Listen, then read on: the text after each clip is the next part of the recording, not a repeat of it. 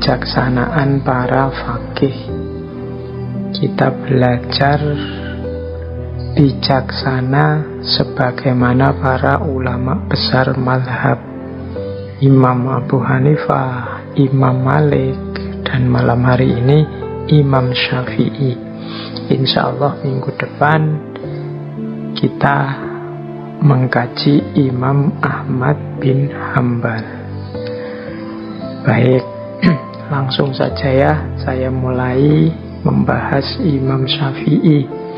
Tidak perlu diberi pengantar macam-macam ya, apalagi pengantar-pengantar tema-tema yang aktual hari ini. Teman-teman jauh lebih mengikuti daripada saya. Sering sekali, 2 kali ada yang tanya saya, meminta saya menanggapi problem-problem yang aktual hari ini. Ya bukan apa-apa kalau saya tidak komentar, karena sejauh yang saya tahu, orang-orang besar, orang-orang penting, para ulama yang kita muliakan, banyak juga yang sudah komentar. Insya Allah mereka ini pendapatnya, pandangannya jauh lebih baik, jauh lebih berkualitas daripada kalau saya memaksa untuk komentar, khususnya dalam hal-hal yang saya tidak serius mengikuti. Jadi tidak ada orang yang ngerti segalanya, termasuk saya. Makanya mohon maaf buat teman-teman yang kadang-kadang bertanya, kadang-kadang meminta sesuatu, saya tidak bisa menjawab dengan memuaskan, atau saya tidak bisa nuruti keinginannya. Insya Allah sangat banyak orang lain, sangat banyak tokoh yang lain yang mampu menjawab problem teman-teman dengan lebih memuaskan, bisa memenuhi keinginan teman-teman dengan lebih menyenangkan. Baik, kita tetap istiqomah dengan gaya dan model ngaji kita saja. Anggap saja ini semacam selingan dari banyak isu-isu besar yang sekarang rame dibahas orang, biar kita tidak capek. Apalagi insya Allah tema-tema yang kita angkat ini sedikit atau banyak ada relevansinya dengan kehidupan kita sehari-hari. Apalagi malam hari ini tema kita Imam Syafi'i. Muslim Indonesia itu di mana-mana selalu disebut mazhabnya yang mayoritas adalah mazhab Syafi'i. Meskipun sering saya sindir, kita itu seringkali tidak konsisten, seringkali tidak serius. Kalau ditanya mazhabnya apa, jawabnya tegas, mazhab Syafi'i. Tapi bisa dihitung siapa di antara kita yang secara serius pernah membaca kitab-kitabnya Imam Syafi'i, pernah belajar kitab dari mazhab Syafi'i, karya-karya para ulama mazhab Syafi'i. Itu mungkin hanya beberapa, kemungkinan besar yang dari pesantren-pesantren. Banyak yang tidak serius mendalami meskipun bilangnya mazhabnya mazhab Syafi'i. Mulai malam hari ini kita coba ya berkenalan dengan beliau, kita coba serius. Kalau kita mengklaim bahwa kita ini bermazhab Syafi'i, paling tidak kita kenal siapa itu Imam Syafi'i. Setelah itu ya harusnya teman-teman juga punya rasa penasaran untuk membaca pendapat-pendapat, pandangan-pandangan Imam Syafi'i dari kitab-kitab beliau. Oke, baik, kita awali, kita kenalan dulu ya sama beliau ini, tokoh besar yang luar biasa dalam sejarah Islam. Katanya Imam Ahmad, kalau ada pandangan bahwa setiap 100 tahun nanti akan lahir seorang mujaddid, pembaharu besar. Nah, menurut Imam Ahmad, Imam Syafi'i adalah salah satu di antaranya. Sebelum Imam Syafi'i ada Khalifah Umar bin Abdul Aziz. Ini pendapatnya Imam Malik. Yang jelas tidak ada yang tidak mengakui kebesaran tokoh kita malam hari ini, kebesaran seorang Imam Syafi'i. Beliau ini lahirnya di Gaza, Palestina yang sekarang bermasalah. Beliau lahir tahun 150 Hijriah. Kalau dikrus ke Masehi sekitar tahun 767 Masehi, jadi sekitar abad ke-8. Tanggalnya 28 Agustus. Nanti beliau ini meninggal tahun 820 Masehi. Jadi usia beliau tidak terlalu panjang, sekitar 54 atau 53 tahun. Tapi karya dan peninggalan beliau luar biasa. Nama lengkap beliau adalah Abu Abdillah, berarti punya putra namanya Abdullah, Muhammad bin Idris bin Abbas bin Utsman bin Syafi' bin As-So'ib bin Ubaid dan seterusnya. Ini kalau dalam tradisi Timur Tengah ini silsilah ini penting sehingga dijaga benar rangkaiannya, diingat-ingat. Nah, kalau dalam silsilahnya Imam Syafi'i ini nanti bertemu dengan nasabnya Kanjeng Nabi Muhammad itu di Abdul Manaf bin Qusay. Jadi ini nanti nasabnya ketemu dengan nasabnya Kanjeng Nabi. Imam Syafi'i ini yatim sejak usia 2 tahun. Dan nanti beliau dibesarkan dengan sangat serius, khususnya untuk menimba ilmu oleh ibunya. Ibunya Imam Syafi'i ini waktu mengandung bermimpi dari perut beliau keluar bintang.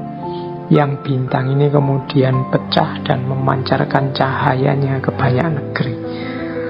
Nah, ini terus ada yang meramalkan bahwa putra beliau nanti akan jadi orang besar yang memberi banyak manfaat. Nah, ada kalimat yang terkenal sekali dari Imam Ghazali tentang masa kecil beliau. Beliau bilang begini, saya hafal Al-Quran usia 7 tahun dan hafal Al-Muwatta usia 10 tahun. Nah, bisa dibayangkan ya kecerdasan seorang Imam Syafi'i. Umur 7 tahun sudah hafal Quran, umur 10 tahun hafal kitabnya Imam Malik yang kita bahas minggu lalu, Al-Muwatta, yang isinya sekitar 1700-an hadis. Nah, ini Imam Ghazali hafal pada usia 10 tahun.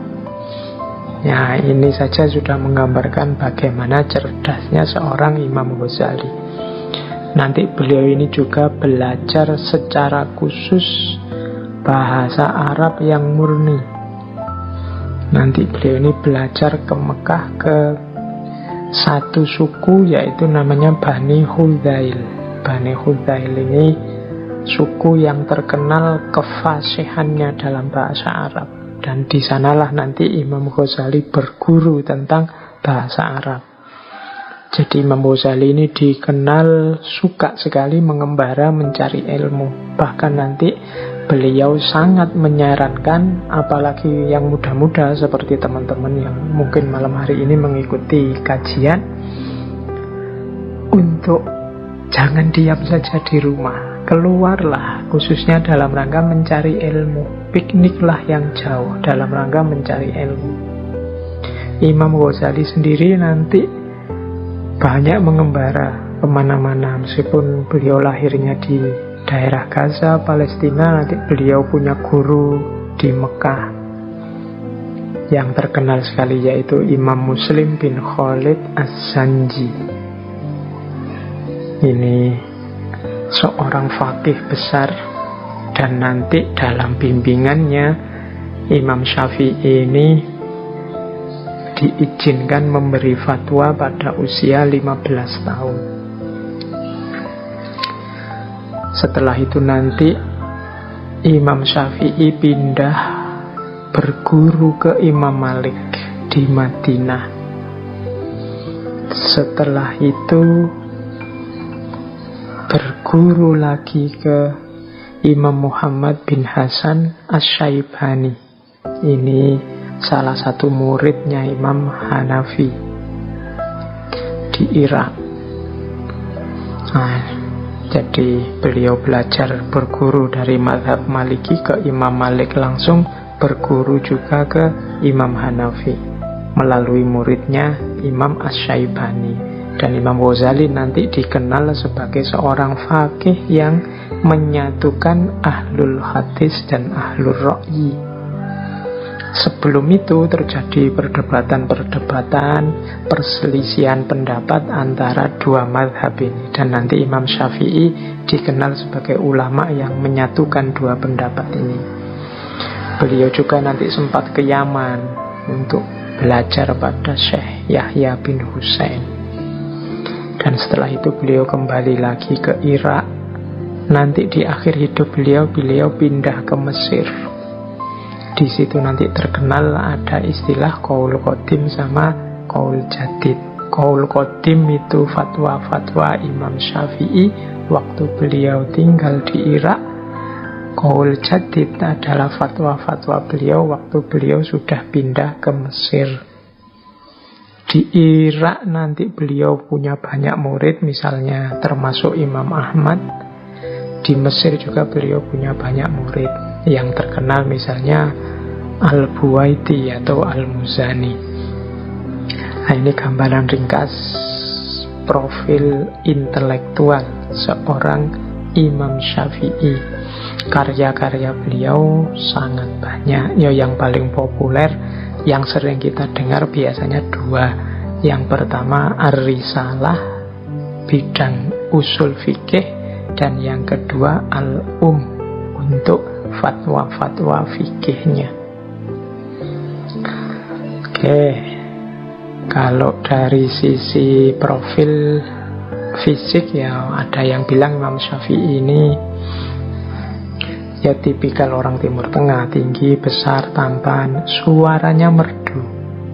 Ada banyak riwayat kalau Imam Syafi'i sedang membaca Al-Quran, banyak orang yang menangis. Terus Imam Syafi'i ini orangnya sederhana, jadi berpakaiannya juga sederhana. Sering pakai sorban dengan gaya orang Badui, orang pedalaman. Dan beliau sukanya pakai boot, jadi sandalnya, sepatunya pakai boot. Oke, baik teman-teman, itu informasi-informasi biografis yang saya kira teman-teman juga sudah tahu bagi yang serius bermadzhab Syafi'i. Kalau dari sisi fikih, menurut beliau ada 4 sumber istimbat hukum. Yang pertama Al-Quran, yang kedua Sunnah, yang ketiga Ijma', dan yang keempat Qiyas. Kalau ini sudah masyhur, teman-teman insya Allah sudah mengerti semua. Jadi untuk menetapkan hukum itu ya ranking awal 1 dan 2 semua mazhab itu Al-Quran dan Sunnah. Berarti tidak ada yang tidak menggunakan Al-Quran dan Sunnah. Berarti tidak perlu kita merasa kalau ikut mazhab itu berarti meninggalkan Al-Quran dan Sunnah. Wong mazhabnya sendiri rujukannya Al-Quran dan Sunnah. Baru kalau tidak ada di 2 sumber itu, diambillah sumber yang ketiga, yaitu ijma'. Ijma' itu kesepakatan para ulama. Jadi kalau banyak ulama bersepakat di satu hukum, nah ini juga bisa jadi sumber hukum. Ya karena para ulama ini kan diasumsikan orang-orang yang sudah mumpuni keilmuannya, levelnya sudah mujtahid, sehingga kalau banyak di antara mereka bersepakat tentang satu hukum, ya insya Allah itulah kebenaran. Dan yang keempat, kias. Kalau kias ini ya, kalau dalam ilmu logika namanya analogi. Analogi itu memutuskan satu hukum yang nas harafiahnya tidak ada, tapi yang mirip ada. Nah ini kias dengan cara analogi. Oke, nanti silahkan yang ingin memperdalam seperti apa konsep ijma, konsep kias dari mazhab Syafi'i, ya silahkan dikaji, dipelajari di kitab-kitab dari mazhab Syafi'i. Kemudian yang unik lagi dari Imam Syafi'i, beliau tadi sempat saya singgung sedikit, ada qaul qadim, ada qaul jadid. Qaul qadim waktu beliau ada di Irak, dan qaul jadid waktu beliau ada di Mesir.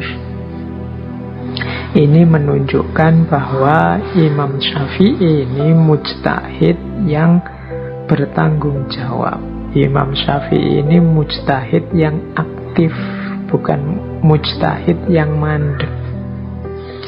Karena mujtahid itu kan tugasnya berijtihad. Kalau berjumpa dengan situasi yang baru, atau ketemu dengan situasi yang berubah, atau ada dalil baru yang ditemukan, maka pendapatnya terus direvisi. Yang semacam ini justru menunjukkan, oh berarti beliau ini seorang yang aktif, seorang yang serius sebagai mujtahid, seorang yang bertanggung jawab, tidak kaku, tidak mandek, selalu mencari tambahan wawasan, selalu belajar lagi, sehingga mungkin menemukan dalil baru, menemukan situasi yang baru, atau menemukan perubahan-perubahan dari situasi yang lama, yang mana hukum yang lama ini tidak memadai lagi untuk situasi yang baru. Maka terus ada qaul jadid. Ya perlu dipertimbangkan juga Imam Syafi'i juga ketika berinteraksi dengan para ulama di Mesir juga mendapat banyak wawasan baru. Kemudian melihat situasi alamiah, situasi ilmiah, situasi sosial Mesir, ini kan juga baru, tidak ada di Irak. Nah dari sini terus ada qaul jadid, pendapat yang baru. Maka teman-teman yang belajar tentang pandangan-pandangannya Imam Syafi'i harus melihat sejauh mana pandangan-pandangan ini masuk kategori qaul qadim atau qaul jadid. Oke. Yang khas lagi dari Imam Syafi'i adalah satu cabang keilmuan, ilmu alat dalam dunia fikih yang nanti dikenal sebagai usul fikih. Imam Syafi'i ini sering disebut sebagai bapaknya ilmu usul fikih, khususnya dengan karya beliau yang judulnya Ar-Risalah. Jadi kitab ini oleh Imam Syafi'i disusun dengan beberapa pertimbangan. Yang pertama, ya semakin jauhnya jarak dengan kehidupan, dengan zaman Rasulullah. Semakin jauh jarak itu kan semakin berbeda situasinya, semakin harus hati-hati dalam memutuskan hukumnya. Nah ini maka perlu ada alat, perlu ada cara yang baku untuk istimbat hukum.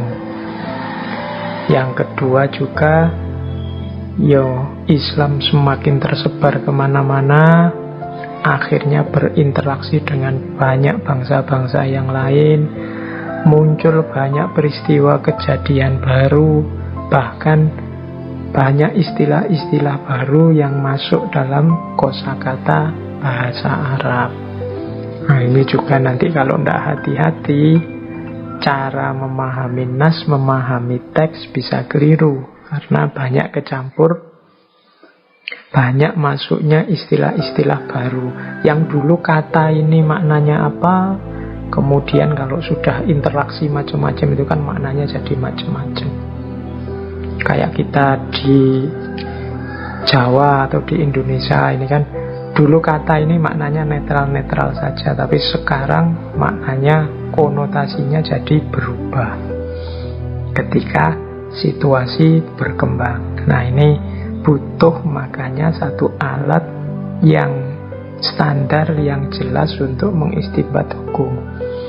Kemudian juga yang paling terkenal ya lahirnya kitab Ar-Risalah ini dalam rangka menjembatani mazhab Ahlur Ra'yi di Irak dan mazhab Ahlul Hadis di Madinah.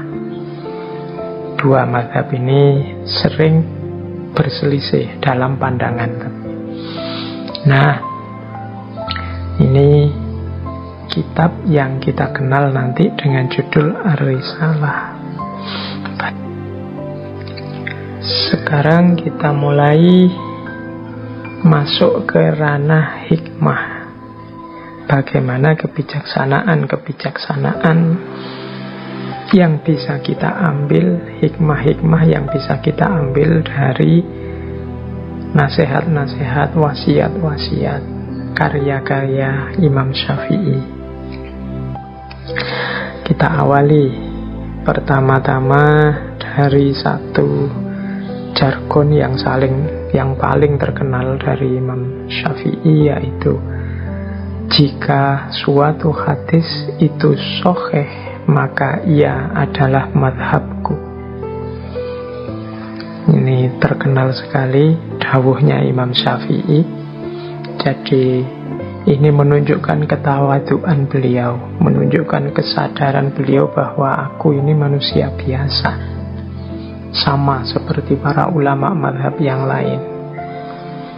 Suatu ketika ada cerita, di situ juga saya cantumkan dari Imam Al-Humaidi. Jadi satu ketika beliau ini duduk jejer bareng Imam Syafi'i. Terus ada orang datang bertanya tentang satu masalah. Terus Imam Syafi'i menjawab, oh, masalahmu itu sesuai dengan hadisnya Rasulullah, ya jawabannya begini dan begini. Hadisnya ini Rasulullah menetapkan begini. Nah, terus orang ini kelihatannya kayak tidak puas, terus bertanya lagi, ya itu kan Rasulullah, kalau pendapatmu sendiri bagaimana? Wah, ini berubah sudah wajahnya Imam Syafi'i. Kemudian beliau berkata, subhanallah, apakah engkau melihatku di gereja? Apakah engkau melihatku di biara? Aku katakan kepadamu, Rasulullah telah menetapkan. Sementara engkau bertanya, bagaimana pendapatmu? Nah, ini Imam Syafi'i memarahi orang itu. Ya, maksudnya apa, engkau melihatku di gereja itu kan, mbok anggap aku itu orang Nasrani, mbok anggap itu aku ini non muslim, aku ini Islam. Dasarnya adalah Al-Quran dan Sunnah. Sudah aku bilang Rasulullah menetapkan begini, mengapa engkau masih tanya lagi pendapatku? Nah, kan Imam Syafi'i sudah menyatakan tadi, jika suatu hadis itu sahih, maka ia mazhabku, berarti itulah pendapatku. Ini yang saya bilang, inilah ekspresi dari ketawaduan, kesadaran seorang Imam Syafi'i. Beliau sadar bahwa dirinya hanya manusia biasa, dirinya punya kekurangan-kekurangan, dan sebagai seorang muslim, komitmen utamanya adalah Al-Quran dan Sunnah. Cuma sebagai catatan, Imam Syafi'i ini mujtahid, mustaqil, mutlak, tidak sama dengan kita. Kalau Imam Syafi'i mengkaji hadis, ya beliau bisa beristimbat dari situ. Mengkaji ayat Al-Quran bisa beristimbat dari situ. Nah, kalau kita, apalagi teman-teman yang ngaji ini, ya saya tidak jamin. Jadi ya monggo memedomani Al-Quran dan Sunnah, mengkaji hadis, tapi juga diluaskan bacaannya. Kalau memang merasa tidak mampu mengistimbatkan sesuatu dari Al-Quran maupun hadis, wong kemampuan kita terbatas, ya logikanya harus mengikuti orang yang mampu. Karena memahami Al-Quran dan hadis itu kan tidak sesederhana ngerti artinya, tapi juga banyak kategori-kategori, rumus-rumus yang harus dipahami. Makanya Imam Syafi'i menulis Ar-Risalah. Oke, ini saya angkat juga karena ingin menunjukkan sebagaimana para imam mazhab sebelumnya, karakter tawadhu semacam ini juga dimiliki oleh Imam Syafi'i. Baik, kita lanjutkan dengan hikmah-hikmah selanjutnya. Kita masuk ke hikmah yang berhubungan dengan ilmu. Ada kalimat yang terkenal sekali dari Imam Syafi'i, jika engkau tak sanggup menahan lelahnya belajar, maka engkau harus sanggup menanggung perihnya kebodohan. Nah, ini teman-teman mungkin tidak perlu saya jelaskan, sudah paham ya maksudnya. Kalau engkau malas belajar, kalau engkau merasa tidak sanggup belajar, ya latihlah dirimu agar sanggup jadi orang bodoh, agar sanggup menanggung perihnya kebodohan. Jadi pilihanmu cuma dua: tekun belajar, nambah ilmu, apa kuat tidak tahu, kuat bodoh. Ini kalimat dorongan, kalimat motivasi agar kita jalan terbaik yang kita ambil yaitu sanggup menahan lelahnya belajar. Karena sebagaimana dicontohkan oleh Imam Syafi'i sendiri, sesulit apapun situasi, beliau tidak pernah menyerah untuk belajar. Imam Syafi'i itu bahkan, karena tadi saya cerita beliau ini anak yatim sejak usia 2 tahun, hidupnya serba pas-pasan bersama ibunya beliau, tapi beliau ini sangat semangat mencari ilmu. Banyak cerita bagaimana Imam Syafi'i menulis ilmunya di atas tulang-tulang. Karena kebetulan rumahnya dekat bukit, beliau mungkin tidak seperti kita hari ini punya laptop, punya kertas, punya buku. Beliau karena tidak mampu, akhirnya ilmunya ditulis di atas tulang-tulang. Kadang-kadang juga ditulis di atas potongan-potongan keramik. Tapi beliau semangat belajarnya, semangat mencari ilmunya, tidak ada tandingannya. Suatu ketika ada orang bertanya pada beliau, bagaimana semangatmu mencari ilmu? Jawabannya Imam Syafi'i, seperti seorang perempuan yang kehilangan anak semata wayangnya. Bisa dibayangkan ya, perempuan yang punya anak tunggal dan anaknya hilang. Oh, itu kan semangat sekali mencari gimana caranya anaknya cepat ketemu. Itu berarti seperti itulah semangatnya Imam Syafi'i dalam mencari ilmu. Oh, ini menurut saya teladan yang luar biasa, yang harusnya mendorong kita menggugah. Kalau Imam Syafi'i bisa sedahsyat itu, sejauh mana kita ini bisa meneladani beliau. Terus ada lagi pandangan Imam Syafi'i tentang ilmu yang terkenal sekali, yaitu tentang syarat-syarat mencari ilmu. teman-teman mungkin sering mendengarkan syair ini. Jadi ada 6 syarat demi kita mencari ilmu. Syairnya, ala la tanalul ilma illa bisyittatin sa'umbika an majmu'iha bibayanin zukain wa hirsin wastibarin wa bulwatin wa irsyadu ustadin wa tuli zamanin. Sesungguhnya engkau tidak akan memperoleh ilmu kecuali dengan 6 hal, dengan bekal 6 hal. Akan aku kabarkan secara ringkas keterangannya. Zukain atau kadang dibaca zakain, kecerdasan. Wahirsin, semangat, kesungguhan. Wastibarin, kesabaran. Wabulwatin, modal, mau keluar modal. Wa irsyadu ustadin, ada petunjuk dari guru. Wa tuli zamanin, memerlukan waktu yang panjang. Nah, ini kunci bagi teman-teman semua untuk mencari ilmu.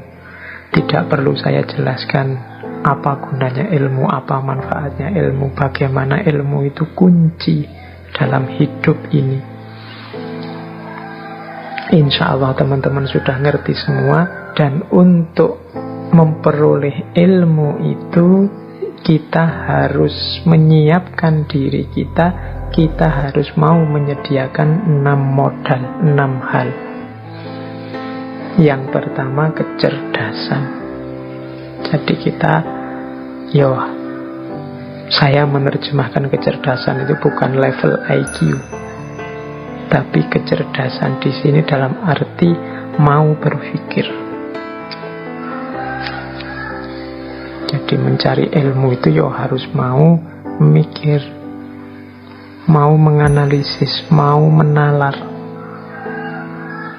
Kemudian khirsin. Khirs itu semangat, sungguh-sungguh, ndak iseng, ndak asal. Tidak menganggap ilmu itu sesuatu yang kalau dapat nanti dianugerahi dapat dapat, kalau dianugerahi ndak dapat ndak dapat oleh Allah. Itu serahkan pada Allah, kita dapat apa tidak, tapi kita harus sungguh-sungguh semangat. Setelah itu wastibarin. Wastibarin ini sabar. Butuh kesabaran. Tidak terburu-buru.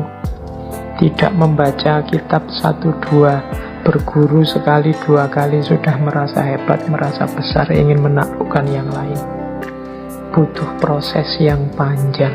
Wastibarin, harus sabar. Wabulwatin, perlu modal. Modal macam-macam, bisa modal harta, bisa modal tenaga, bisa modal waktu. Pokoknya bulughah itu modal. Intinya modal. Harus mau kehilangan sesuatu. Mungkin kehilangan uang untuk beli kertas, kehilangan uang untuk beli alat tulis, kehilangan waktu untuk bermain, kehilangan, itu modal. Terus wa irsyadu ustadin, petunjuk guru. Jadi harus mau belajar dari orang yang lebih ngerti, harus minta petunjuk pada orang yang lebih tahu, lebih mendalami sebelumnya. Itu irsadu ustadzin. Dan watuli zamanin. Watuli zamanin ini waktu yang lama. Jadi ini hubungannya dengan sabar tadi. Butuh waktu, jangan terburu-buru. Bahkan mencari ilmu itu disebut-sebut sampai ilal lahdi, minal mahdi ilal lahdi, sampai meninggal. Berarti ini proses seumur hidup. Tidak sekedar tulus zaman itu waktu yang lama, tapi sepanjang zaman. Oh, ini syaratnya mencari ilmu, berarti kita harus mau berpikir, kita harus sungguh-sungguh, kita harus belajar, sabar, kemudian mau berkorban, kemudian punya guru yang diikuti, dan ada durasi waktunya. Watuli zaman.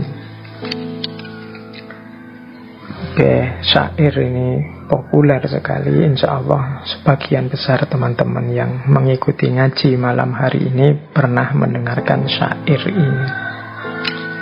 Saya lanjutkan lagi.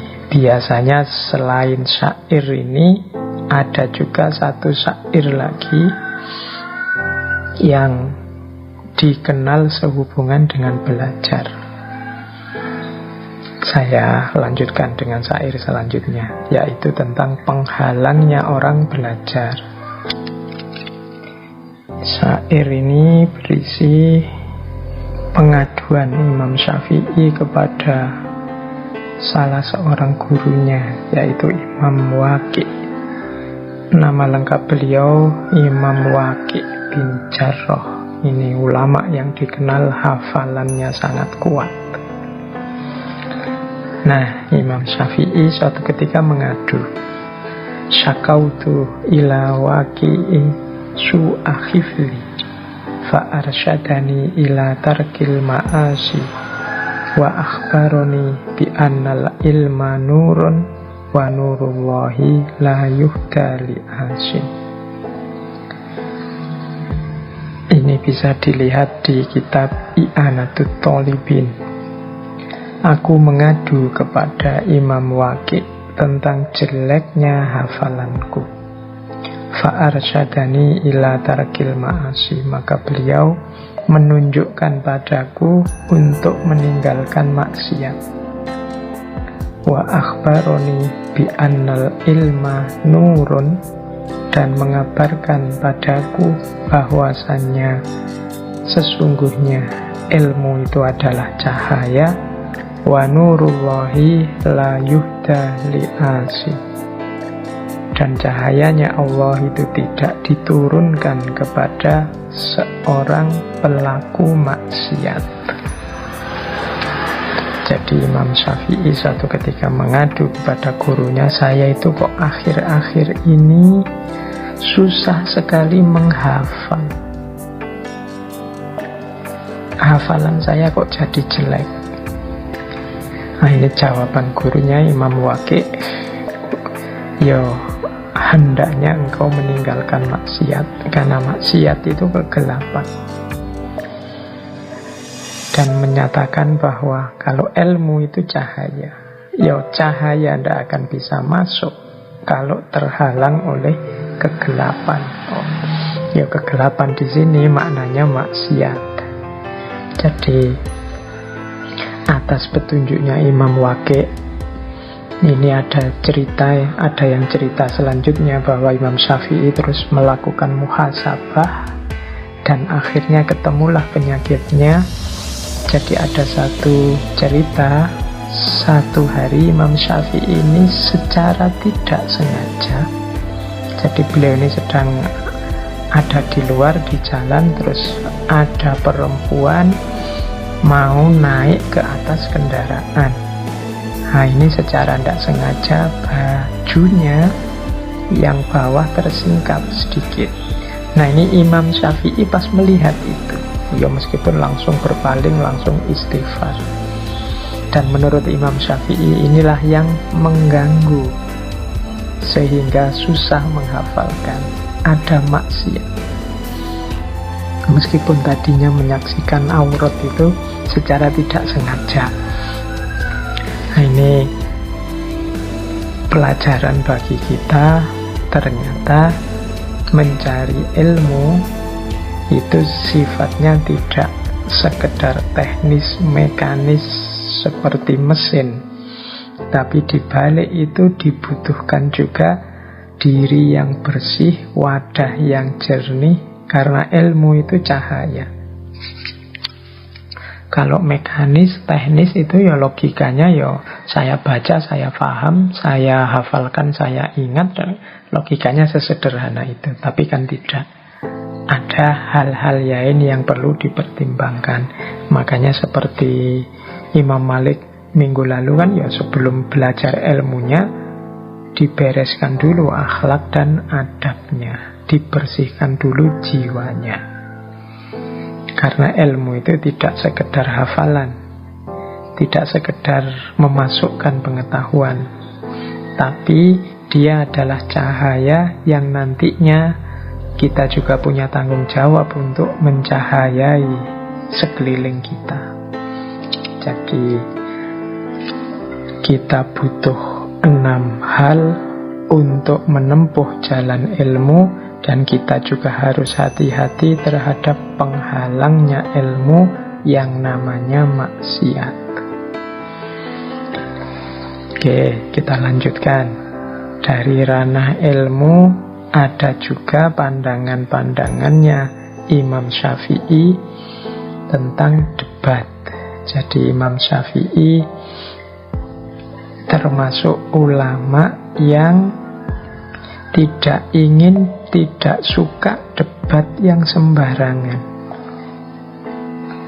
perbantah-bantahan yang tidak produktif, yang tidak konstruktif, yang hanya menghasilkan konflik, hanya nambah musuh.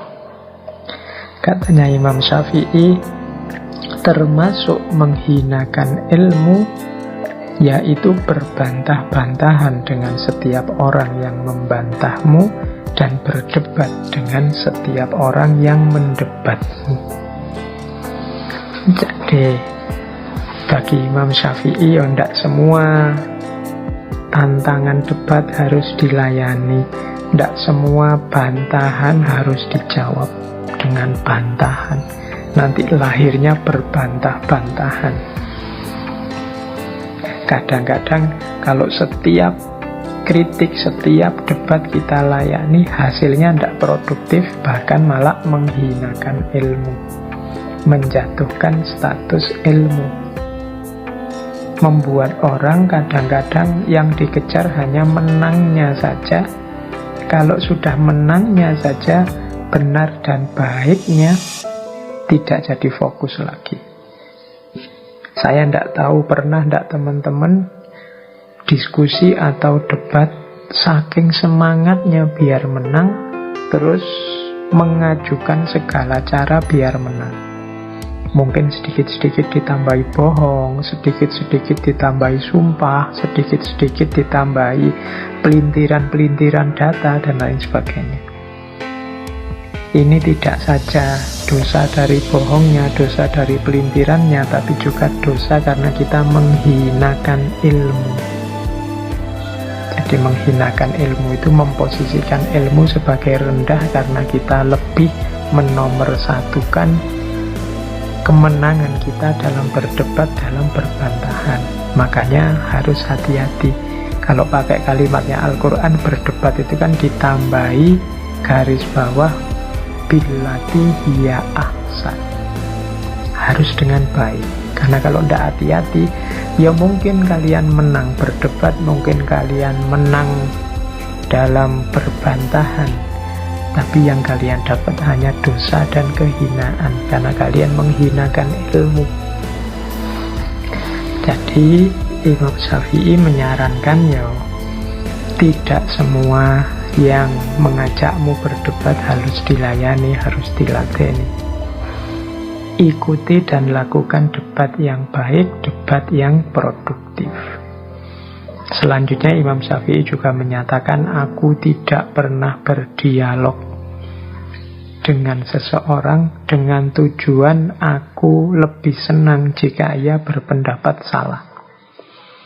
Jadi kalau kita memang harus berbantahan, berdebat, berdialog dengan orang, fokus dan tujuannya tetap hanya kebenaran dan ridhonya Allah, bukan menang kalah. Di kalimatnya Imam Syafi'i yang terakhir ini kan banyak orang debat yang tujuannya biar aku menang, dan aku seneng kalau lawanku ternyata salah. Aku seneng kalau musuhku berpendapat salah.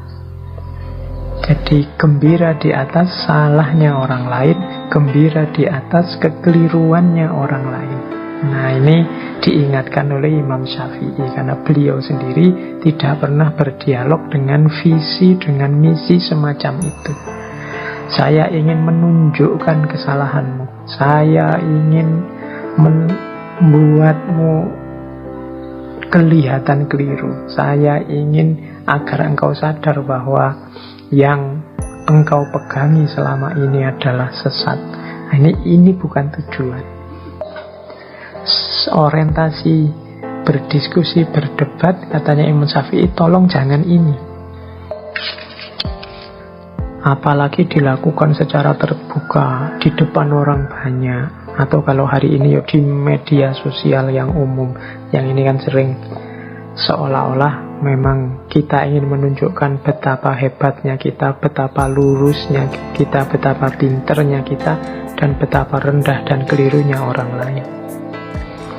Nah, ini nasihat dari Imam Syafi'i. Bahkan menurut Imam Syafi'i, kalau memang kita ingin meluruskan orang, menasehati orang, kalau bisa sebisa mungkin ya secara tertutup, diam-diam. Kata Imam Syafi'i, orang yang menasehati saudaranya secara tertutup berarti ia telah berbuat baik kepadanya dan menghargainya.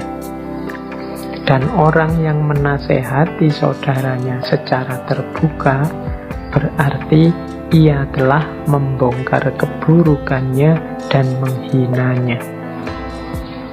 Jadi mengikuti petunjuknya Imam Syafi'i ini, ya kalau memang ada sesuatu yang harus diluruskan, yang tidak pas dari saudara-saudara kita, teman-teman kita, beritahu dia secara tertutup, secara privat. Kalau hanya harus pakai medsos, ya pakai jalur pribadi, pakai private message.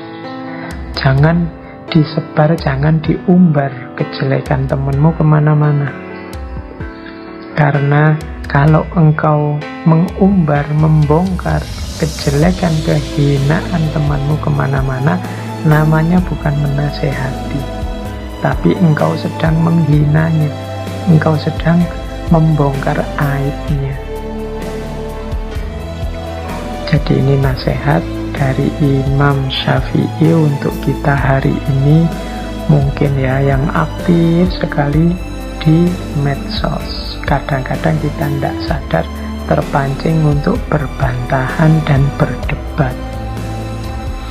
Pastikan kalau memang harus berbantahan dan berdebat, billati hiya ahsan, gunakan cara yang baik, bukan cara yang menyakiti.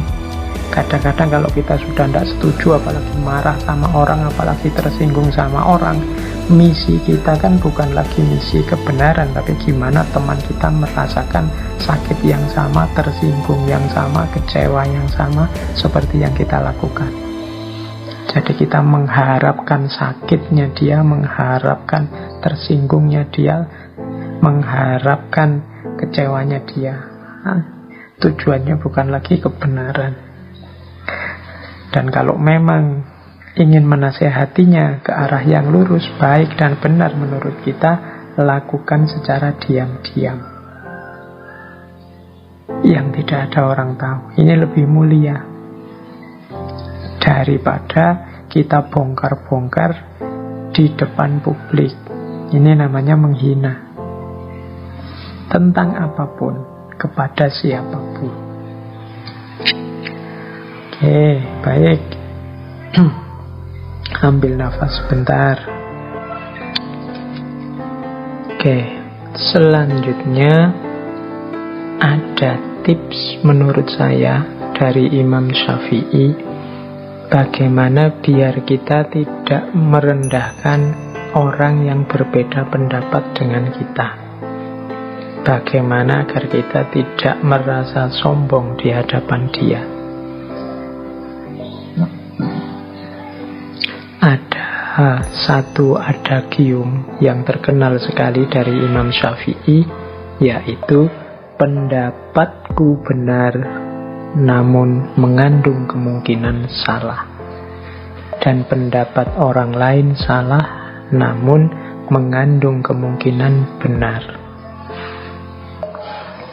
Jadi perbedaan pendapat itu seringkali berawal dari beda orientasi berpikir, beda sumber yang diambil, beda sejarah atau pengalaman yang dialami. Sehingga kadang-kadang dalam satu pendapat yang kita anggap sudah benar, tapi begitu situasinya berubah, begitu sudut pandangnya berubah, begitu sumbernya kita ganti, ya jadinya kurang relevan. Jadi sebenar apapun pendapatku, ya mengandung kemungkinan salah. Sebaliknya, sesalah apapun pendapatnya orang lain, namun mengandung kemungkinan benar. Bisa jadi kalau situasinya pas, kemudian ruang dan waktunya memungkinkan, yang sama sekali salah itu sedikit-sedikit ada unsur benarnya. Yang sama sekali benar, sedikit-sedikit ada unsur kelirunya. Wong kita ini manusia biasa. Kesadaran semacam ini penting untuk tidak membuat kita angkuh, tidak membuat kita merasa kitalah satu-satunya yang paling benar. Pendapat kita juga ada titik-titik lemahnya. Wong kita ini manusia. Pendapat orang lain yang kita anggap salah ada titik-titik benarnya. Ya teman-teman bolehlah mulai mendeteksi misalnya acara-acara di TV yang dalam bentuk debat, dalam bentuk dialog yang kelihatan kontras sekali pendapatnya. Itu kan kalau kita mau jujur, setiap pendapat itu ada unsur benarnya, ada unsur salahnya. Dalam hal tertentu baik dan benar, tapi dalam hal tertentu juga tidak relevan, tidak cocok, tidak sesuai. Nah ini menurut saya tips yang penting dari Imam Syafi'i agar kita tidak mentang-mentang. Pendapatku benar, saya yakin pendapatku ini benar, makanya aku ambil yang ini, aku pedomani yang ini, aku yakini yang ini. Tapi aku ini manusia biasa. Ada titik-titik salahnya, ada titik-titik lemah dan kelirunya. Maka pendapatku benar, tapi mungkin juga ada unsur-unsurnya yang salah. Pendapatnya orang lain salah, tapi sangat mungkin juga dalam hal tertentu, di titik tertentu, dengan sudut pandang tertentu, pendapat itu ada benarnya juga. Nah, jadi ini nasihat-nasihat yang berkaitan dengan ilmu. Ini kalau kita urut dari depan tadi yang tentang ilmu, kita ulang lagi ya. Jadi yang pertama, ayo serius belajar. Kalau tidak kita akan menanggung perihnya kebodohan. Kemudian kalau kita belajar harus siap menyiapkan 6 bekal. Kecerdasan, kesungguhan, kesabaran, modal, guru, dan juga waktu. Kemudian bersihkan diri, karena maksiat menghalangi masuknya ilmu. Nah, kalau tadi yang 6 tadi bekalnya, yang maksiat ini penghalangnya yang harus dihindari. Terus kalau memang harus diskusi, berdialog, berdebat, lakukan dengan baik. Jangan sekedar berbantah untuk mencari kemenangan dan menjatuhkan pendapat lawan. Kalau memang harus menasehati yang berhubungan dengan aibnya saudaramu, nasehatilah secara tertutup, biar nasihat tidak berubah jadi penghinaan, tidak berubah jadi pembongkaran aib. Kemudian Yang terakhir, dalam ranah ilmu, yakinilah bahwa pendapatmu yang benar, makanya engkau harus yakin. Tapi juga sadarilah dalam pendapatmu sangat mungkin ada kemungkinan-kemungkinan keliru. Engkau pasti juga yakin pendapatnya orang lain itu salah, tapi siapa tahu ada titik-titik tertentu dalam pendapat orang lain itu yang benar. Oke, jadi ini hikmah di ranah ilmu. Kita lanjutkan sekarang, hikmah di ranah sosial, hubungan dengan orang lain. Ada beberapa wasiat dan nasihat dari Imam Syafi'i yang menurut saya penting dalam rangka berhubungan dengan manusia yang lain. Ini semoga yang saya pilih ini hal-hal yang relevan untuk hidup kita hari ini. Ini kan hari-hari ini kita mulai agak panas, agak sering tabrakan, konflik pikiran, apalagi di medsos itu kencengnya luar biasa. Semoga tidak merantak, semoga tidak meluas ke ranah real. Biarlah dunia maya saja yang rame, dunia nyata kita dunia yang damai, yang rahmatan lil alamin. Oke, ada beberapa tips dari Imam Syafi'i sehubungan dengan hal ini, hubungan dengan manusia yang baik. Katanya Imam Syafi'i, siapa yang menginginkan husnul khotimah di penghujung umurnya, hendaklah ia berprasangka baik kepada manusia. Husnudzon. Nah, ini jadi kunci hidup tentram. Ya kalau hidup kita tentram kan husnul khotimah. Jadi kuncinya ternyata husnudzon, prasangka baik kepada orang lain. Saya tidak tahu hari ini situasi dunia kontemporer itu sering menyeret kita untuk berprasangka buruk pada orang lain. Di luar rumah kita lebih sering merasa tidak aman dan tidak nyaman dari hadirnya orang lain. Ini membuat hidup kita tidak tentram. Maka katanya Imam Syafi'i, prasangka baik itu jadi kuncinya husnul khotimah. Kadang-kadang kita melihat teman kita melakukan apa gitu kan, ya itu sebenarnya yang dia lakukan itu biasa, tapi kan nilainya jadi positif apa negatif kadang-kadang tergantung prasangka kita. Ada temenmu tiba-tiba pagi-pagi dengan begitu rajinnya bersih-bersih kamar, bersih-bersih kos-kosan.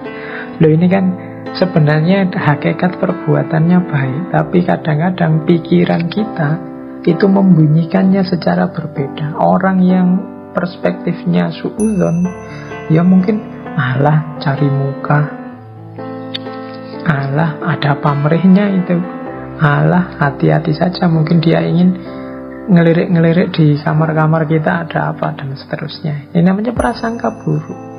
Bahkan tindakan yang baik sekalipun, ya kalau pikiran kita suudzon, ya kita bunyikan dia jadi jelek.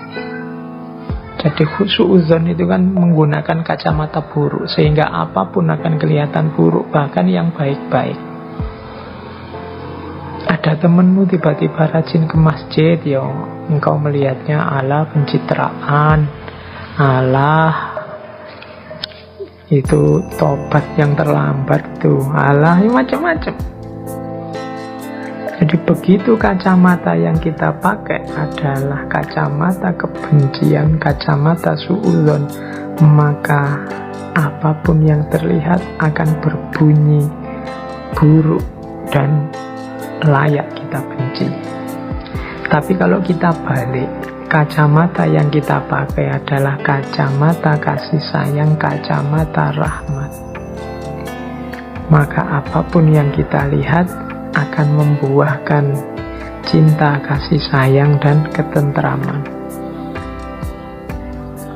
Sehingga katanya Imam Syafi'i, kalau ingin husnul khotimah, ya hidupkan lagi prasangka yang baik. Terus yang kedua, berapa banyak orang telah berbuat kebajikan kepadamu yang membuatmu terbelenggu dengannya, dan berapa banyak orang yang memperlakukanmu dengan kasar dan ia memberi kebebasan kepadamu. Nah, ini kan kita itu seringkali baper nunggu orang berbuat baik selalu pada kita.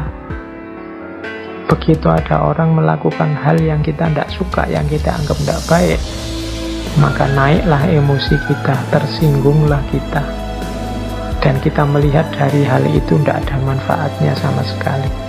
Jangan lupa katanya Imam Syafi'i, justru seringkali dalam kebaikan yang dilakukan orang lain padamu itu ada belenggu. Sementara dalam kekasaran, dalam kejahatan atau keburukan yang dilakukan orang lain padamu, di situ ada kebebasan. Maksudnya apa? Ya ini logikanya, kalau ada orang berbuat baik pada kita, kan detik itu juga kita dituntut juga untuk melakukan hal yang baik yang sama, untuk melakukan kebajikan yang setara. Kita tidak boleh menyakiti dia, kita tidak boleh melakukan hal-hal yang membuatnya tidak berkenan. Ini kan jenis-jenis belenggu. Akhirnya ya kita harus ngatur kata-kata, ngatur tindakan, ngatur perilaku di hadapan dia. Wong dia sudah baik kepada kita. Jadi seringkali kebaikan justru membuahkan belenggu. Sementara kepada orang yang tidak baik pada kita, kita kan tidak merasa punya tanggung jawab juga untuk peduli padanya, untuk tanggung jawab terhadap kehidupannya dan lain sebagainya. Justru kita bebas di hadapan dia. Ini nasihat ini sebenarnya untuk melonggarkan hati kita, untuk tidak putus asa dan pesimis kalau ada orang berbuat jelek pada kita. Jadi kalau ada orang berbuat buruk pada kita, bacalah perbuatan buruk itu sebagai upaya yang membuatmu bebas. Alhamdulillah, engkau buruk padaku, jadi aku tidak ada beban di hadapanmu. Aku tidak terikat apa-apa untukmu.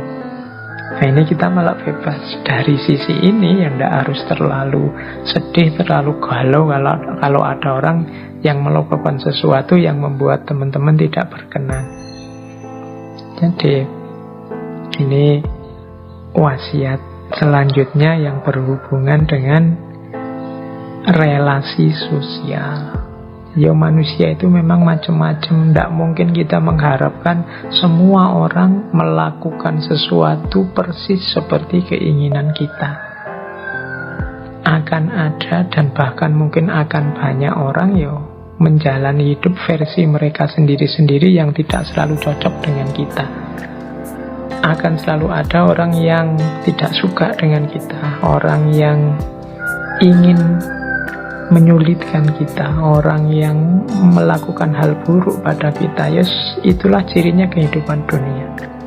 Kalau kita hanya sanggup menerima yang baik-baik saja dan tidak sanggup menerima yang buruk-buruk, maka hidup kita akan sangat berat. Padahal hakikatnya kalau orang memberikan yang buruk pada kita, maka kita bebas.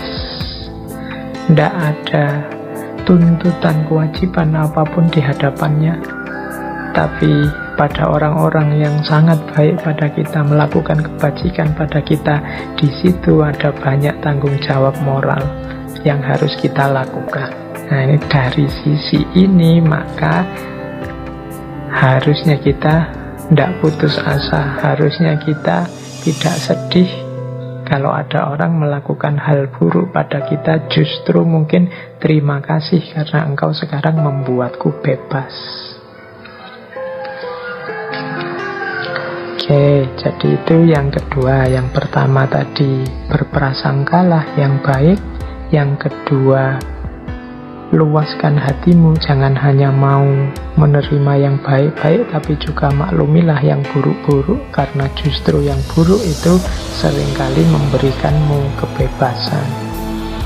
Yang ketiga, sebesar-besar aib adalah engkau mengira keburukan orang lain, sedangkan keburukan itu sendiri terdapat dalam dirimu. Ini bagi Imam Syafi'i, ini mbahnya perilaku yang buruk. Manusia itu memang makhluk khotok wa nisyan, kadang-kadang terpeleset melakukan yang buruk. Tapi yang lebih buruk dari itu apa? Menganggap orang lain buruk, padahal keburukan yang sama ada dalam dirinya sendiri. Melarang orang mencaci maki, tapi dia sendiri melakukan caci maki. Nah, ini mengira keburukan di orang lain, padahal dalam dirinya sendiri juga subur. Mencela orang lain yang tidak menepati janji, padahal dia sendiri sering tidak menepati janji. Kecewa kalau ada orang tidak tepat waktu, padahal dia sendiri sering tidak tepat waktu. Ah, ini katanya Imam Syafi'i sebesar-besar aib. Hati-hati. Oh, ini kalau kita menasehati orang untuk tidak melakukan keburukan, padahal keburukan itu kita lakukan juga, ya selain nasihat kita tidak akan masuk pada orang itu, kita sebenarnya juga sedang menghinakan diri kita sendiri. Jadi nasihatnya Imam Syafi'i ini adalah kita harus introspeksi sebelum mengingatkan orang lain, sebelum menegur orang lain, sebelum melaporkan orang lain. Tidakkah keburukan yang sama ada dalam diri kita atau pernah kita lakukan? Kalau memang ada, ya kita bersihkan dulu. Karena lebih penting bersih-bersih rumah sendiri daripada rumah tetangga. Kalau rumahnya sendiri kotor, ya kita tidak akan sehat. Oke, demikian juga hubungan dengan orang lain. Kalau kita berminat sekali membuat orang lain bersih, orang lain santun, orang lain berakhlak, orang lain beradab, ya pertama-tama kita introspeksi apakah kita sendiri sudah santun, sudah beradab, sudah berakhlak. Kalau sudah, ya monggo. Watawasau bil haqqi, watawasau bis sabr. Saling menasehati tentang kebenaran dengan kesabaran. Jadi ini rumus-rumus berhadapan dengan orang lain. Terus ada lagi nasihat penting dari Imam Syafi'i, yaitu terlalu keras dan menutup diri terhadap orang lain akan mendatangkan musuh, dan terlalu terbuka juga akan mendatangkan kawan yang tidak baik. Maka posisikan dirimu di antara keduanya. Ini Imam Syafi'i menasehati kita untuk jadi orang jangan terlalu tertutup, juga jangan terlalu terbuka. Kalau kita terlalu tertutup, ya orang susah memahami kita, bahkan mungkin muncul fitnah-fitnah. Makanya Imam Syafi'i menyebut ya akan mendatangkan musuh. Tapi kalau kita terlalu terbuka, apa saja diungkap ke publik, diceritakan ke orang banyak, kemudian siapa saja juga dipergauli, ya pada akhirnya kalau tidak hati-hati kita akan dapat kawan yang tidak baik. Jadi Yang bagus apa? Ayo di antara keduanya. Jangan terlalu tertutup, juga jangan terlalu terbuka. Terlalu tertutup, tidak punya teman sama sekali, mendatangkan musuh. Terlalu terbuka, siapa saja dijadikan teman, ya akan mendatangkan teman yang jelek juga ikut masuk. Jadi selektif, terbuka, tapi ya tidak semua orang bisa masuk. Kita sendiri yang milih, yang menyeleksi. Baik, nah kita lanjutkan. Ini menurut saya yang lebih penting untuk era medsos ini. Era digital yang luar biasa, yang harusnya memudahkan kehidupan kita, ternyata dalam banyak hal kecanggihan IT justru merepotkan, menambah rumit hidup kita. Ya meskipun tidak mungkin progres itu disusutkan. Sekarang tidak pakai digital lagi, tidak pakai IT lagi, ya itu tidak mungkin. Tapi kuncinya memang di kita sebagai penggunanya, sebagai pemanfaatnya. Sejauh mana kita menggunakan itu untuk hal-hal yang manfaat dan maslahat. Nah, ini nasihat-nasihat dari Imam Syafi'i menghadapi orang bodoh. Ini istilahnya mungkin agak keras ya. Saya mendefinisikan orang bodoh itu bukan orang yang IQ-nya rendah, tapi orang bodoh itu orang yang tidak mau belajar. Jadi orang yang tidak mau, orang yang tertutup, tidak mau diberitahu. Diberitahu saja tidak mau, apalagi belajar sendiri. Nah, ini orang-orang ini bahaya. Apalagi kalau orang-orang ini orang yang merasa bahwa dirinya sudah tahu, dirinya sudah pinter, dirinya sudah benar, sudah baik. Nah, ini lebih gawat lagi. Nah, Imam Syafi'i memberi beberapa tips menghadapi orang semacam ini. Yang pertama, kata Imam Syafi'i, janganlah engkau menyampaikan pendapat kepada orang yang tidak menghendakinya. Engkau tidak akan mendapat pujian, pendapatmu pun tidak akan berguna.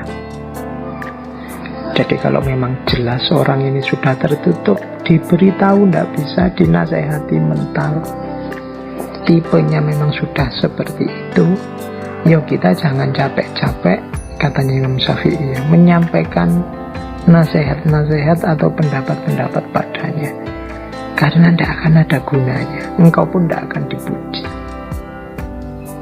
Bahkan mungkin yang kau dapat hanya sakit hati, karena dia akan menertawakanmu, dia akan menganggapmu rendah, lemah, dan lain sebagainya. Jadi ya sudahlah, ada titik di mana kita berpikir taktis, strategis dalam kebaikan. Antara lain ya tidak usah capek-capek menasehati orang yang tidak mau, orang yang menutup diri. Cari strategi yang lain yang lebih efektif, karena nasihatmu tidak akan berguna, engkau pun tidak akan dapat pujian. Itu nasihat pertama. Bertemu orang-orang yang tidak pinter, orang-orang yang tertutup. Nah, yang kedua, silahkan hina diriku sepuas kalian. Aku akan tetap diam saja. Bukannya aku tidak punya jawaban, tetapi singa selalu tidak akan membalas gonggongan anjing. Nah, ini analoginya menarik. Jadi kadang-kadang ada orang yang tidak ngerti, orang ini tidak tahu, diberitahu tidak bisa, tapi tiap hari mungkin menghina kita, mengkritik kita, menjatuhkan kita, menunjukkan di mana kesalahan kita, padahal dia tidak ngerti duduk persoalannya.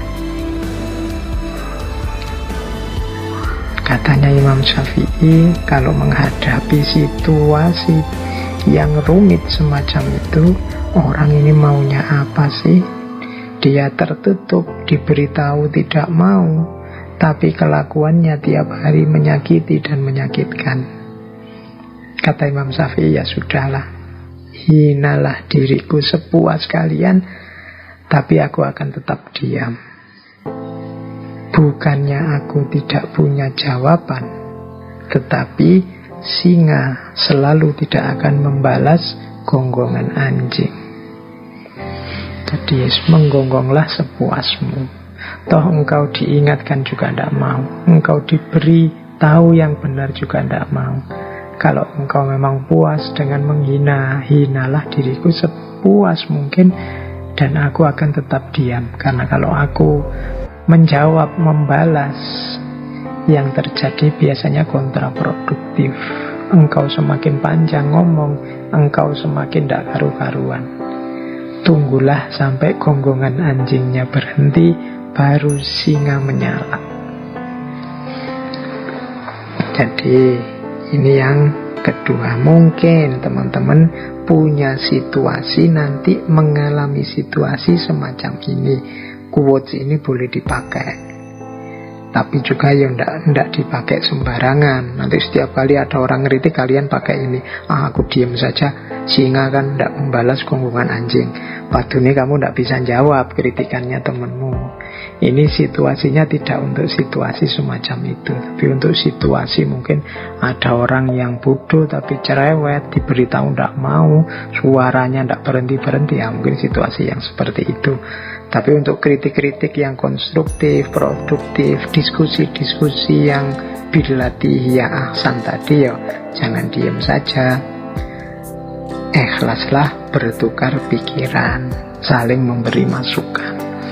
Jadi kalimatnya Imam Syafi'i ini ya silahkan dipakai sesuai dosisnya, sesuai ruang dan waktunya. Ini quote selanjutnya juga mirip. Biarlah mereka bersikap bodoh dan menghina, dan tetaplah kita bersikap santun. Gaharu akan semakin wangi ketika disulut api. Jadi ini melanjutkan tadi, ketemu orang yang seperti tadi loh. Seandainya harus merespon, ya tetap kita respon dengan santun, tetap kita tidak lupa akhlak, tidak lupa adab. Biar saja orang terus menghina kita, orang terus menyakiti kita. Kalau kita memang ada dalam kebenaran, ada dalam kebaikan, maka gaharu akan semakin wangi ketika disulut api. Gaharu itu ya kayak dupa itu kan, alat untuk menyebarkan aroma. Nah itu kalau ingin wangiannya semakin tersebar, ya apinya ditambah. Ya kayak dupa itu kan, ditiup apinya semakin muncul, kemudian aromanya semakin menyebar. Kayak kemenyan itu kan juga begitu. Nah, jadi biarlah orang menghina. Orang menghina kita itu kan semacam melemparkan api kepada kita, menyulutkan api dalam hati kita. Tapi tidak usah khawatir karena kita jenisnya gaharu. Semakin diberi api, kita semakin memberikan aroma wewangian.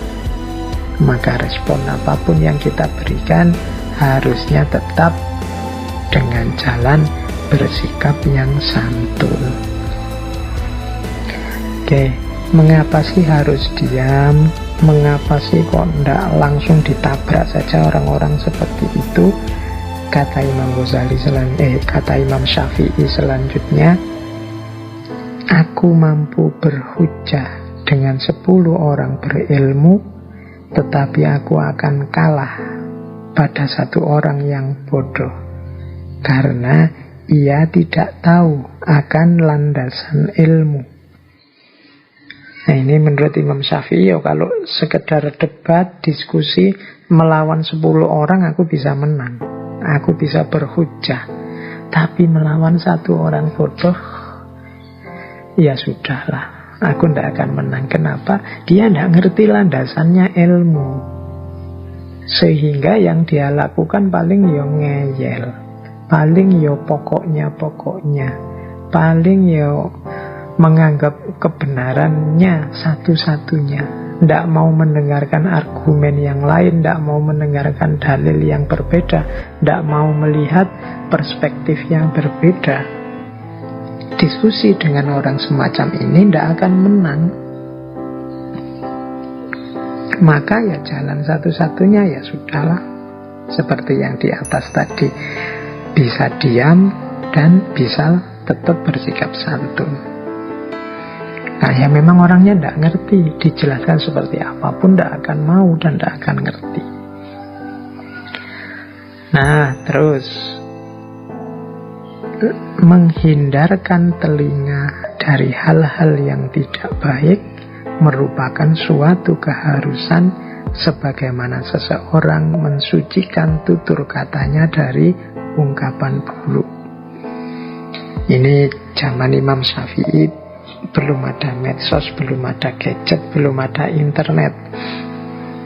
Kalau hari ini informasi itu tidak hanya datang lewat telinga, tapi juga lewat mata. Jadi menjaga mata dari membaca hal-hal yang tidak baik, ini kalau mau dilengkapi.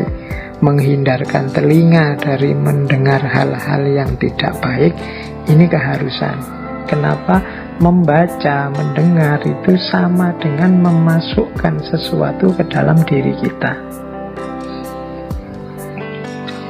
Ini kalau kita tidak hati-hati, kalau kita memasukkan juga yang rusak-rusak, sama artinya dengan merusak diri kita, merusak pikiran kita.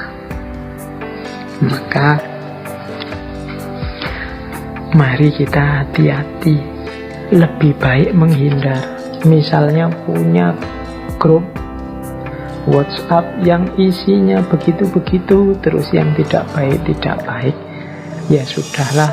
Kalau ada tiba-tiba grup WhatsApp-nya penuh yang isinya begitu-begitu, ya dibersihkan saja, clear all. Mungkin bila perlu, tidak perlu dilihat-lihat.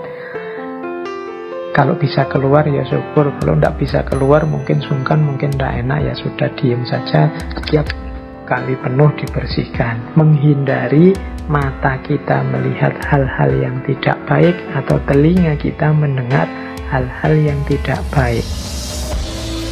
Mulut kita kan juga harus dijaga, tidak ngomong yang jelek-jelek. Telinga kita berarti harus dijaga, tidak mendengar yang jelek-jelek. Mata juga harus dijaga, tidak melihat yang jelek-jelek.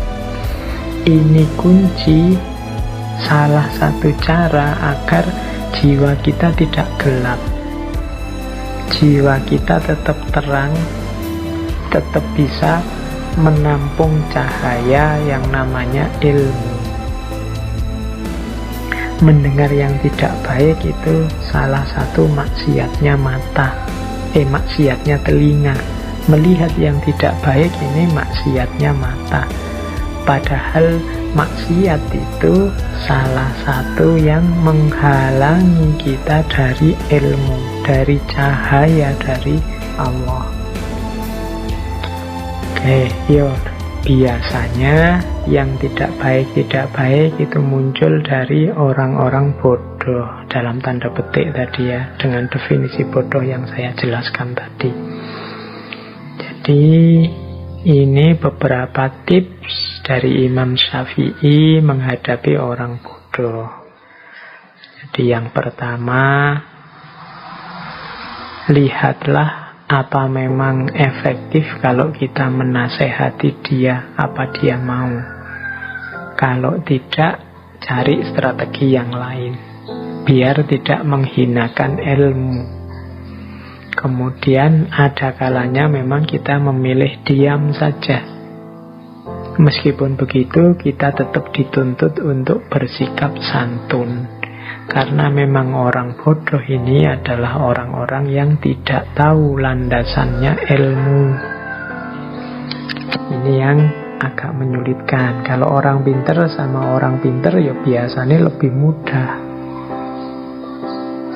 Bahkan ada adagium, al-alim wal-alim kafa bil isyarah. Orang sama-sama pinter itu mungkin menasehatinya nggak pakai kata-kata yang panjang lebar. Dengan isyarat-isyarat saja sudah masuk nasihatnya. Oke, baik. Kita lanjutkan lagi. Hikmah-hikmah dari Imam Syafi'i. Semoga masih belum ngantuk, semoga masih belum capek. Ya kalau ngantuk dan capek ya bisa ditinggal tidur saja. Besok dan kapan-kapan dilanjutkan lagi. Tidak boleh dipaksa. Syukur-syukur kalau malam-malam ada waktu habis tahajud apa sebelum tahajud untuk nambah ilmu. Imam Ghazali itu terkenal sekali waktunya di malam hari itu dibagi 3. Imam Syafi'i, mohon maaf ya, saya mungkin sering kepleset Imam Ghazali karena bolak-balik ngaji tentang Imam Ghazali. Imam Syafi'i ini dikenal waktu malam-malam beliau dipecah jadi 3. Sepertiga yang pertama untuk menulis, ya kalau kita sebut saja untuk belajar. Sepertiga malam yang kedua untuk ibadah, sholat, ngaji, dan lain sebagainya. Dan sepertiga yang terakhir untuk istirahat, untuk tidur. Ini menurut saya memanfaatkan malam secara efektif. Boleh kita tiru. Jadi di setiap malam ada belajarnya, ada ibadahnya, ada istirahatnya. Yo ndak melekan belajar terus mentang-mentang ilmu penting semalaman belajar terus. Yo ndak ibadah terus entah mengejar karomah apa mau ibadah terus, ndak juga. Ya juga ndak tidur terus. Yo imbang, ada nulisnya, belajarnya, ada ibadah, sholat dan lain-lain, ada juga tidur. Inilah Islam. Islam itu seimbang. Jadi Islam itu tawazun, dunia ya, akhirat ya. Oke, kita lanjutkan. Pendapatnya Imam Syafi'i selanjutnya, kalau tadi hubungan dengan manusia, sekarang hubungan dengan Allah. Kata Imam Syafi'i, engkau tak akan mampu menyenangkan semua orang. Karena itu cukup bagimu memperbaiki hubunganmu dengan Allah dan jangan terlalu peduli dengan penilaian manusia. Di antara yang sering menghalangi kita, yang sering menghambat kita saat melakukan yang baik dan yang benar adalah penilaian manusia. Loh, memperhatikan penilaian manusia boleh, tapi dia tidak boleh sebagai variabel yang dipentingkan melebihi yang lain, melebihi ridho Allah, melebihi kebenaran dan kebaikan itu sendiri. Kalau dalam bahasa nilai, pandangan manusia ini posisikan di level tersier. Kalau bahasa usul fikih mungkin ini levelnya tahsiniyat. Ada ndak apa-apa, ndak ada juga ndak masalah, jangan tergantung itu. Mungkin makomnya hanya makom kepantasan saja. Kalau kita melakukan yang baik dan yang benar, kok dipuji orang, kok orang menilainya juga baik, alhamdulillah. Tapi seandainya tidak dipuji sekalipun, bahkan dibenci, diiri orang, ya biar saja.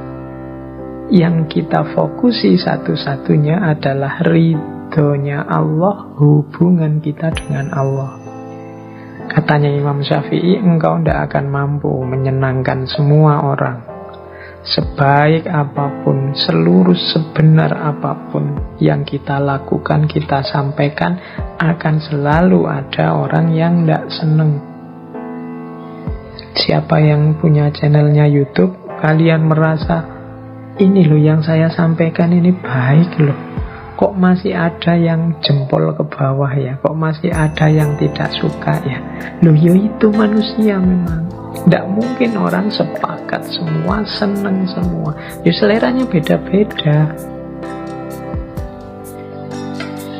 Jadi ya termasuk ngaji ini kan ya ada yang suka, ada yang tidak suka, ya itu manusia. Isinya mungkin ada yang menganggap penting, ada yang menganggap alah kayak gitu aja. Itulah manusia. Alhamdulillah kalau dapat bonus penilaian manusia yang baik. Tapi kalau tidak masalah. Yang harus kita permasalahkan adalah hubungan kita dengan Allah. Apakah Allah ridho dengan yang saya lakukan ini? Kira-kira Allah berkenan tidak kalau saya ngaji seperti ini? Itu yang pertama-tama itu. Jadi kita bangun hubungan kita dengan Allah pertama-tama dengan cara jangan memposisikan penilaian manusia sebagai yang nomor satu. Terus jadikan akhirat di hatimu, dunia di tanganmu, dan kematian di pelupuk matamu. Oh, ini orientasi hidup yang menurut saya ideal. Hati kita isinya akhirat. Akhirat itu hati itu kan sesuatu yang vital. Disitulah orientasi hidup kita bermula. Ala inna fil jasadi mudghah, itu kan kemarin kita kaji, itu dalam tubuh itu ada satu gumpal daging yang kalau dia baik seluruhnya. Nah itu kan hati. Ini kalau hati ini isinya akhirat, ya berarti orientasinya ke atas, orientasinya vertikal, pada yang ketuhanan, yang ilahi. Karena di sanalah letaknya hidup yang sejati. Maka sarannya Imam Syafi'i, akhirat letakkan di hatimu. Yang kedua apa? Dunia letakkan di tanganmu. Ya kita butuh hal-hal duniawi untuk menjalani hidup di dunia ini. Harta dan lain sebagainya cukup letakkan di tangan, jangan taruh di hati. Diletakkan di tangan itu ya kalau hilang ya tidak masalah, nyari lagi. Kalau dicari, kalau diletakkan di hati hilang, itu patah hati kita. Stres, depresi kita itu kalau diletakkan di hati. Maka dunia letakkanlah di tangan saja. Untuk mendukung usaha kita meletakkan akhirat di hati dan dunia di tangan, kematian taruh di pelupuk mata kita. Oh, ini kafa bil mauti wa'idhon, cukup kematian sebagai nasihat. Kalau pelupuk mata kita senantiasa membayangkan kematian, bahwa kita ini di dunia ini waktu kita terbatas, maka insya Allah hidup kita tertib, teratur, sadar tentang yang sejati, sadar tentang kehadiran Allah dalam hidup ini. Jadi letakkan kematian di pelupuk mata. Ini nama lain dari ingat-ingat selalu akhir hidup kita tidak lama lagi. Ingat-ingat selalu bahwa semua orang, tidak hanya yang tua, yang muda juga, yang kecil juga, kalau sudah saatnya akan bertemu dengan kematian. Ini akan membuat hidup kita lebih tertib, lebih serius, mendekat kepada Allah, dan lebih fokus pada hidup akhirat daripada hidup dunia. Ini nasihat yang kedua tentang hubungan dengan Allah. Terus jangan mencintai orang yang tidak mencintai Allah. Kalau dia berani meninggalkan Allah, apalagi meninggalkan engkau. Wah, ini kalimatnya agak romantis. Jangan mencintai orang yang tidak mencintai Allah. Kalau dia berani meninggalkan Allah, apalagi meninggalkan kamu. Carilah teman yang membantu kita semakin dekat dengan Allah. Kita ajarkan anak, istri, suami, keluarga untuk mau bersama-sama kita mendekat kepada Allah. Kita jadikan harta kita kendaraan untuk mendekat kepada Allah.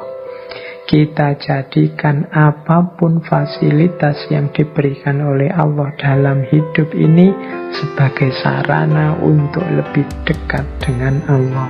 Caranya seperti itu. Jangan dekat, jangan akrab dengan orang yang tidak peduli tentang Allah, apalagi berani melawan, berani meninggalkan Allah. Kalau Allah saja berani dia lawan, berani dia tinggalkan, apalagi kamu, apalagi engkau. Nah, ini putri-putri yang mau menikah, cowok-cowok yang sudah punya pasangan, coba dicek pasanganmu orang yang berani meninggalkan Allah atau tidak. Kalau dia berani, ya dinasehati biar tidak berani, diberi wawasan-wawasan tentang Allah dalam hidupnya, tentang kehadirannya dalam hidupnya, tentang kekuasaannya dalam hidupnya, sehingga dia tidak berani lagi meninggalkan Allah. Tapi kalau dia masih saja berani meninggalkan Allah, cari jalan biar dia tidak berani. Oke, karena Allah saja setelah dia tahu bagaimana posisi, bagaimana peran, bagaimana kekuasaannya, setelah dia tahu ini kok masih meninggalkan, masih melawan, harus kalian hati-hati, apalagi hanya meninggalkan kalian, apalagi hanya mengecewakan kalian. Jadi jangan mencintai orang yang tidak mencintai Allah. Kalau dia berani meninggalkan Allah, apalagi meninggalkan kamu. Terus ini, jika semua orang menjauh ketika engkau mendapat kesulitan, maka ketahuilah Allah ingin membuatmu kuat dan Ia akan menjadi penolongmu.